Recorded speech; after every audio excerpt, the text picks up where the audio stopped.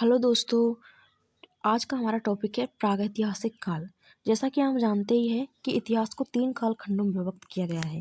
First है प्रागैतिहासिक काल, ये प्राक इतिहास, इसे इंग्लिश में प्री हिस्ट्री बोलते हैं। सेकंड है आद इतिहास, इसे इंग्लिश में प्रोटो हिस्ट्री बोलते हैं। एंड थर्ड है इतिहास, इसे इंग्लिश में हिस्ट्री बोलते हैं।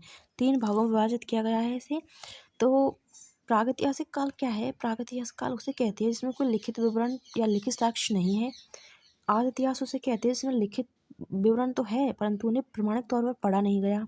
इतिहास उसे कहते हैं जिसमें लिखित विवरण विवरण भी है एंड उन्हें पढ़ा भी गया है। ठीक है, चलिए स्टार्ट करते हैं। तो इतिहास का विभाजन प्राग इतिहास या प्राक इतिहास, प्री हिस्ट्री, आदि इतिहास, प्रोटो हिस्ट्री व इतिहास 3 भागों में विभक्त किया गया है। ठीक है, तो इतिहास का विभाजन 3 भागों में विभक्त किया गया है। फर्स्ट है प्रागैतिहासिक काल, जिस काल में मनुष्य ने घटनाओं का कोई लिखित विवरण उद्धृत नहीं किया उसे प्रागैतिहासिक काल कहते हैं। मतलब इसमें कोई लिखित विवरण प्राप्त नहीं हुआ है, उसे प्रागैतिहासिक काल कहते हैं।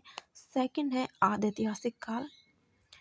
आदैतिहासिक काल उस काल को कहते हैं जिस काल में लेखन कला के प्रचलन के बाद उपलब्ध लेख पढ़े नहीं जा सके।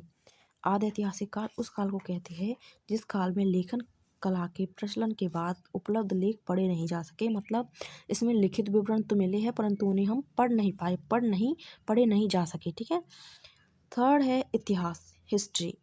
ठीक है, तो मानव विकास के उस काल को इतिहास कहा जाता है या हिस्ट्री कहा जाता है जिसका विवरण लिखित रूप में उपलब्ध है और उन्हें हम पढ़ भी सकते हैं। ठीक है, पूर्व पाषाण युग या पुरा पाषाण काल के मानव की जीविका का मुख्य आधार शिकार था। जैसा कि अब हम जानते ही हैं ना, पहले के जो मानव था, आरंभिक मानव था, वो कैसे अपने आजीविका चलाता था? वो शिकार करता था, पेड़ पौधों की छाल वगैरह उन पर निर्भर करता था। ठीक है, तो सबका इनका मुख्य जो आधार था वो था शिकार आखिर। ठीक है, तो शिकार पूरा पाषाण काल में आदि मानव के मनोरंजन का भी साधन था। ठीक है, तो पूरा पाषाण काल में इनकी मुख्य आजीविका मतलब आजीविका का मुख्य आधार भी शिकार था और उनके मनोरंजन का भी एक साधन था शिकार। ठीक है, आग का आविष्कार पूरा पाषाण काल में पहिए व नव पाषाण काल में हुआ। आग का आविष्कार किस काल में हुआ था? पूरा पाषाण काल में हुआ था। और पहिए का आविष्कार नव पाषाण काल में हुआ था।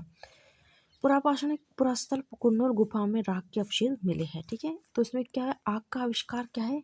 पुरापाषाण काल में हुआ है और पहिए का आविष्कार नवपाषाण काल में हुआ है। पुरापाषाणिक पुरास्थल जो पुरास्थल है उनमें कुन्नूर गुफा है, उनमें क्या राख के अवशेष मिले हैं। ठीक है, तो इस तरह से उन्होंने अंदाज लगा लिया कि आग का आविष्कार पुरापाषाण काल में ही हो चुका है। Thank you for watching guys. Please video को लाइक एंड चैनल को सब्सक्राइब जरूर करिए। Thank you so much.